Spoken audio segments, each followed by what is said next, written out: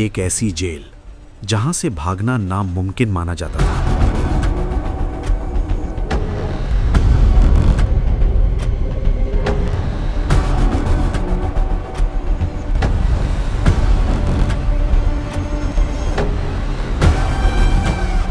लोग कहते थे अगर कोई कैदी वहां से भागने की कोशिश करे तो या तो गार्ड्स उसे पकड़ लेते या फिर समुंदर की ठंडी लहरें उसे निगल जाती।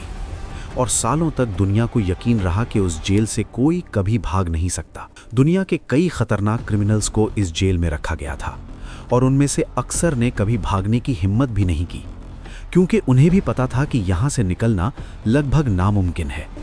लेकिन एक रात अल्काट्राज़ जेल में कुछ ऐसा हुआ जिसने इस यकीन को हमेशा के लिए हिला दिया।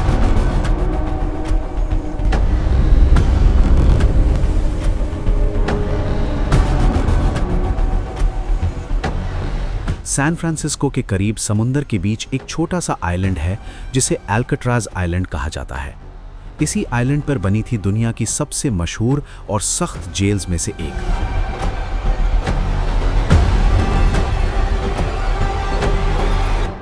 ये जेल 1934 में ऑफिशियली ओपन हुई थी और यहाँ उन कैदियों को रखा जाता था जो दूसरी जेल्स में भी प्रॉब्लम्स क्रिएट करते थे। यहाँ भेजा जाना अक्सर उन कैदियों के लिए सज़ा से भी ज़्यादा सख्त माना जाता था। जेल की हर सेल छोटी होती थी और हर कैदी पर हर वक्त गार्ड्स की नज़र होती थी। आइलैंड के इर्द गिर्द गहरा समुंदर था और पानी इतना ठंडा होता था कि अगर कोई तैरने की कोशिश करे तो कुछ ही मिनट्स में उसका जिस्म जम सकता था। इसके अलावा समुंदर के करंट्स भी बहुत तेज थे जो किसी भी इंसान को दूर ले जा सकते थे। इसीलिए लोग कहते थे कि अल्काट्राज़ से भागना नामुमकिन है। लेकिन 1960 में 3 कैदी इस जेल में लाए गए जिनके नाम थे फ्रैंक मॉरिस और 2 भाई जॉन और क्लैरेंस एंगलन। फ्रैंक मॉरिस बहुत तेज दिमाग का इंसान माना जाता था और जेल में आते ही उसने अपनी सेल को गौर से देखना शुरू कर दिया। उसकी आदत थी कि वो हर छोटी चीज़ को ऑब्जर्व करता था। एक दिन उसने वेंटिलेशन के पास दीवार में सीमेंट को ढीला देखा। यहीं से एक खतरनाक प्लान शुरू हुआ। हर रात जब गार्ड्स अपनी राउंड्स कंप्लीट करके चले जाते तो ये कैदी छोटी छोटी स्पून्स और होममेड टूल्स से दीवार को थोड़ा थोड़ा तोड़ते। ये काम 1-2 दिन का नहीं था बल्कि महीनों तक चलता रहा। हर रात थोड़ा थोड़ा काम होता और दिन में सब कुछ बिल्कुल नॉर्मल दिखाया जाता। धीरे धीरे दीवार के पीछे एक रास्ता बन गया जो मेंटेनेंस कॉरिडोर तक जाता था।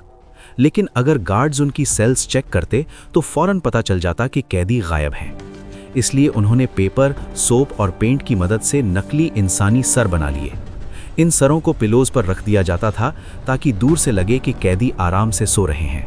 दूर से देखने पर वाकई लगता था जैसे कैदी अपने बेड्स पर सो रहे हों। इसके साथ साथ उन्होंने रेनकोट से एक टेम्परेरी राफ्ट भी बना ली। इस राफ्ट को इस तरह डिज़ाइन किया गया था कि वो समुंदर में तैर सके। महीनों की तैयारी के बाद वो रात आ गई जिसका इंतज़ार था। फिर 11 जून 1962 की रात तीनों कैदी अपनी सेल से निकल गए। मेंटेनेंस कॉरिडोर से गुजरते हुए वो जेल की छत तक पहुंच गए। अंधेरा था और गार्ड्स को कुछ पता नहीं चल रहा था। फिर धीरे धीरे आइलैंड के नीचे उतरकर समुंदर के किनारे तक पहुंच गए और अंधेरी रात में अपनी बनाई हुई राफ्ट पर बैठकर समुंदर की तरफ रवाना हो गए। सुबह जब गार्ड्स को सब पता चला तो पूरी जेल में हंगामा मच गया। फौरन अलार्म बजाया गया और पूरी जेल को सर्च किया गया। FBI ने फौरन इन्वेस्टिगेशन शुरू कर दी और समुंदर में हेलीकॉप्टर्स और बोट्स से सर्च ऑपरेशन चलाया गया। कई घंटों तक सर्च चलता रहा लेकिन उन कैदियों का कोई पता नहीं चला। कुछ दिनों बाद समुंदर में राफ्ट के कुछ टुकड़े और एक लाइफ जैकेट मिली। इस वजह से अथॉरिटीज़ ने कहा कि शायद ये कैदी समुंदर में डूब गए थे, लेकिन उन तीनों कैदियों की लाश कभी नहीं मिली। और आज तक दुनिया ये सोचती है कि क्या वो समुंदर में मर गए थे या वाकई दुनिया की सबसे महफूज जेल से भागकर हमेशा के लिए गायब हो गए। आपको क्या लगता है कि उन 3 कैदियों के साथ क्या हुआ होगा? कमेंट्स में लाजमी बताना।